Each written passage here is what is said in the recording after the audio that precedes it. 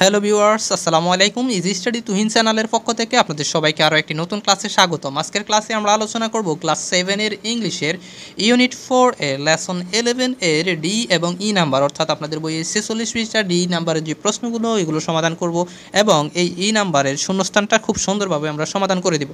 তো যেহেতু আমরা প্রত্যেকটা পার্ট বাই পার্ট ভিডিওগুলো আপলোড দিচ্ছি, তো যারা এখন আমাদের চ্যানেলটি সাবস্ক্রাইব করোনি প্লিজ চ্যানেলটি সাবস্ক্রাইব করবা, আর যারা অলরেডি সাবস্ক্রাইব করছো সবাইকে ধন্যবাদ। তো চলো আমরা ক্লাসটা শুরু করি। তো প্রথমে আমাদের ডি নাম্বার এখানে কি বলা আছে দেখো, এখানে বলা আছে ask and answer the question, অর্থাৎ নিচের প্রশ্নগুলো হচ্ছে আমাদেরকে পড়তে বলছে এবং সেগুলো কি জিজ্ঞাসা করতে বলছে এবং উত্তর দিতে বলছে।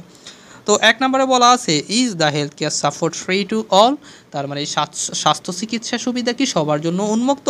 তো আমরা গল্পটা পড়ে যা বুঝতে পারলাম সেটা হচ্ছে সবার জন্য উন্মুক্ত নয়। তো তোমরা যদি গল্পটা না পড়ে থাকো অবশ্যই এর আগের পার্টটা অবশ্যই দেখে নিবা। এটার উত্তর দিতে পারি আমরা no, the health care support is not free to all, তার মানে হচ্ছে কি স্বাস্থ্য চিকিৎসা সুবিধা সবার জন্য উন্মুক্ত নয়। 2 নম্বর প্রশ্নে আমাদের বলা আছে why is the doctor waiting for a torch bearer, তার মানে হচ্ছে চিকিৎসক কেন আলোকবর্তিকা বাহকের জন্য অপেক্ষায় রয়েছেন। আমরা গল্পটা পড়ে জানতে পারলাম আলোকবর্তিকা হচ্ছে এমন একজন চিকিৎসক যিনি হচ্ছে সবার জন্য ফ্রি কাজ করবেন, ঠিক আছে। তো এটার উত্তর আমরা দিতে পারি the doctor is waiting for a torch bearer as he is getting old, কারণ হচ্ছে চিকিৎসক হচ্ছে আলোকবর্তিকা বাহকের জন্য অপেক্ষায় রয়েছেন কারণ তিনি বৃদ্ধ হয়ে যাচ্ছেন বলে, ঠিক আছে।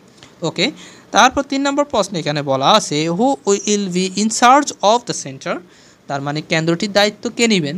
তাহলে এটার উত্তর আমরা দিতে পারি the torch bearer will be in charge of the centre, আলোকবর্তিকা কেন্দ্রটির দায়িত্ব নেবেন। 4 নম্বর প্রশ্নে বলা আছে do you think the money he gets from the patient is enough to run the centre, তুমি কি মনে করো তিনি রুগীদের কাছ থেকে যে অর্থ পান তা কেন্দ্রটি চালাতে যথেষ্ট। Why do you think so, তুমি এরূপ কেন মনে করো, তুমি কি যা মনে করো সেটা কেন মনে করো।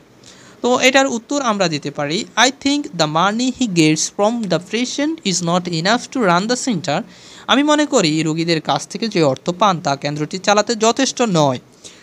This is because he gets very little from them, এর কারণ হচ্ছে তিনি তাদের কাছ থেকে খুব সামান্য পরিমাণে টাকা নেন, বা যা হচ্ছে কি খুব সামান্য।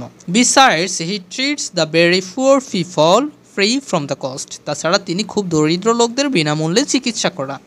তো আশা করি তোমরা প্রশ্নগুলোর উত্তর বুঝে গেছো। এবার হচ্ছে আমরা ই নাম্বারে যে এটা আছে সেটা সমাধান করি। এখানে বলা আছে ফিল ইন দ্য গ্যাপস, অর্থাৎ শূন্যস্থানটি পূরণ করো with the right form of verb, অর্থাৎ ভার্বের সঠিক রূপ দিয়ে গিভ ইন দ্য বক্স, যেগুলো বক্সের মধ্যে দেওয়া আছে। You can use a word more than once, অর্থাৎ তুমি একটা শব্দ অনেকবার ইউজ করতে পারবা। তো আমরা আসলে দেখি এখানে শব্দগুলো কি কি। একটা হচ্ছে গিভ মানে দেওয়া, চুজ মানে পছন্দ করা বা বেছে নেওয়া, ডু মানে করা, ইজ মানে হয়, গেট মানে পাওয়া, হেল্প মানে সাহায্য করা। তো আমরা দিতে পারি I want to help the poor people, আমি দরিদ্র বা গরিব লোকদের সাহায্য করতে চাই। আই উইল ডু ইট, আমি এটা করব। To give health care support to the poor, দরিদ্র গরিব লোকদেরকে স্বাস্থ্য চিকিৎসা সহায়তা দিয়ে। They do not get treatment, তারা চিকিৎসা পায় না। বিকজ অফ পভার্টি মানে হচ্ছে দরিদ্রতার কারণে। So my dream is to be a doctor, তাই আমার স্বপ্ন আমি একজন ডাক্তার হব।